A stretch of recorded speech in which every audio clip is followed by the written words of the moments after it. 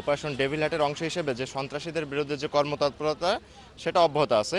তারই অংশ বিশেষ হিসেবে, তারই ধারাবাহিকতায় আমরা এখানে একটা চেকপোস্ট ডিউটি করতেছি এবং প্রত্যেককে আমরা চেক করতেছি।